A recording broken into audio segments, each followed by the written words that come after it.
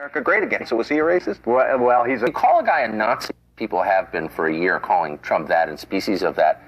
Does calling him a racist 2 months out really get people like, oh, really? I hadn't heard that before. I guess I'll vote.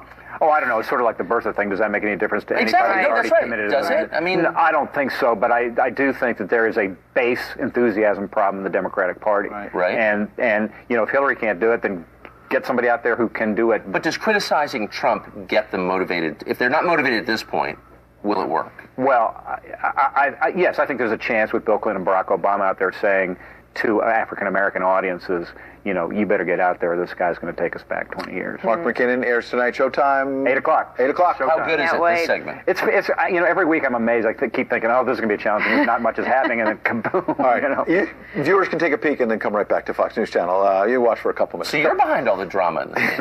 You're to blame. Coming up, it's still an active manhunt for the suspect responsible for last night's bombing. Geraldo Rivera, live on the scene of the crime. He'll join us right after this break. You see him. 23rd Street, which is one of the main crosstown thoroughfares in New York. This is the heart of Chelsea. Chelsea made famous by every songster from Bob Dylan on.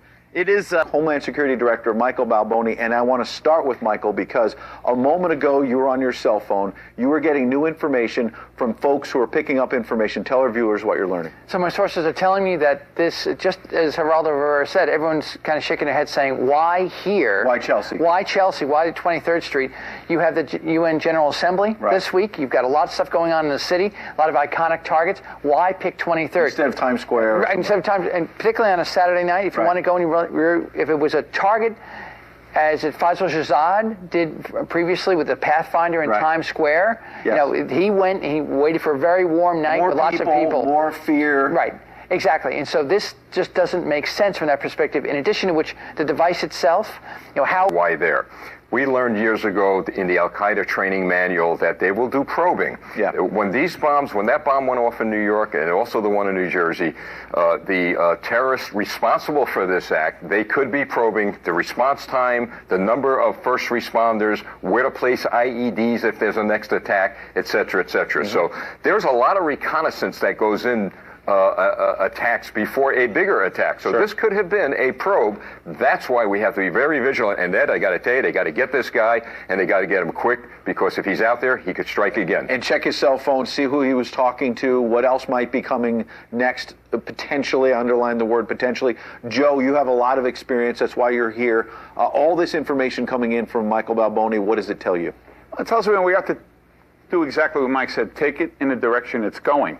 Don't make any assumptions. Don't assume anything. I mean, don't get tunnel vision either. Don't say it could be just this. You want to go out there. You want to step out of the box and have a panel sit down like we're doing and say, well, what if it's this? What if it's that? And get everybody's opinion on it. But to go out there and say it's a local nut, the way Mayor Giuliani said, and then he turns around and says, you know what? Now I got to step my game up. He's challenging me to put a better device out there. I mean, come on. You really just want to see what we have right now. I really have 10 seconds, but you may not be able to answer this, Michael, but did any of the investigators you're talking to think this was tied to the pipe bomb in New Jersey? Nothing. There's nothing that ties it. Got off the plane, a bomb went off in New York, and nobody knows exactly what's going on. Well, that's pretty shocking. Turns out Hillary used the same word. Howie Kurtz here to react next. Nobody knows exactly what's going on, but boy, we are living in a time. We better get very tough, folks. We better get very, very tough. That was Trump last night, right after the blast, and the media quick to judge him for using the term bombing to describe what happened in New York, but nobody complained when Hillary used the exact same term. Well, here to react, host of Media Buzz, Howie Kurtz. Howie, always good to see you. Hello there. How you doing, my friend? Great.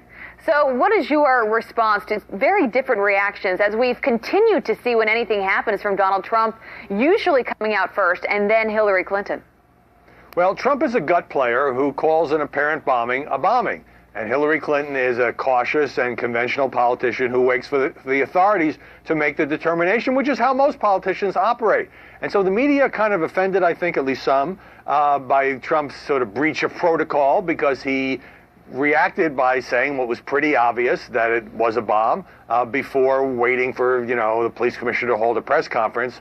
They are just not accustomed to the way in which he operates sort of outside the normal rules. Okay, so he's Dr. Strangelove for saying this, and yet I don't remember anybody in the press going after Democratic politicians for jumping to unfounded conclusions in the wake of a bunch of police shootings we've seen over the past couple of years. They immediately draw massive conclusions about American society, and that's cool, on the basis of no knowledge.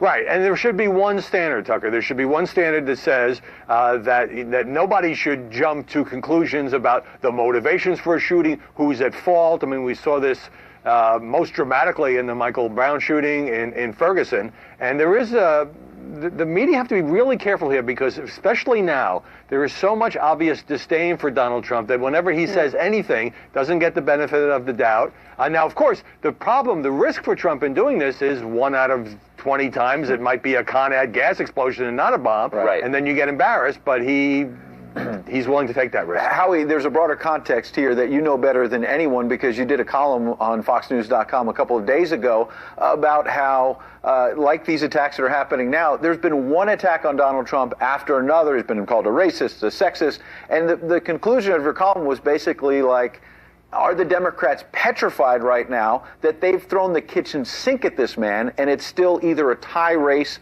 or in some polls he has a lead?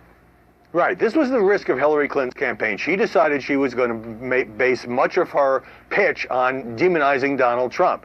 Pretty standard thing in politics if you're not too popular, but the other guy is not too popular. So when you've called him dangerous, unfit for the presidency, ignorant on foreign policy, shady businessman, and all of that, and now it's September and the polls have tightened, at least nationally, almost to the point of a tie, what else does she have to throw at him? I mean, I said in this column that what Hillary has to do is to make more of an appeal for herself, to find a way to appeal to those white working class voters who are tempted by the Trump brand, because there just aren't many nuclear bombs left in her arsenal. Yeah, because, I mean, if you had videotape of Trump having breakfast with Satan at the Four Seasons, do you think it would move a single vote at this point? Wait, Four Seasons? Why would the Four Seasons? Fashionable New York watering hole. Like, what could people learn about Trump at this point that would change their minds? Or that would scare them? This is actually the sort of media fallacy here, because there is this, you see this particularly with some of the liberal columnists. If only we investigate him more, if only we criticize him more, if only we show people who this guy really is, then America will turn against him. Well, I mean, we know an awful lot about Donald Trump. He's been in a searing spotlight. He's been the recipient of lots and lots of negative coverage, some of it inspired by his own words. He didn't handle the birther controversy well. But so with all of that, there is this sense that, why doesn't America understand? Well, I think America is making a choice. Some like Hillary, some like Trump, but it's going to be hard to demonize him any further with all the stuff that's been thrown at him. Because maybe it's not about him. Maybe it's about some of his policies that people like. That's just a guess. Yeah. Howie Kurtz breaking it down. He'll be here live right here on Fox News Channel, 11 a.m. Eastern. Don't miss it. We'll be watching. Thank you, Howie. Always good to see you. Thanks, guys. All right, well, New York City's mayor says last night's explosion was, quote, intentional. It was not terrorism. Listen.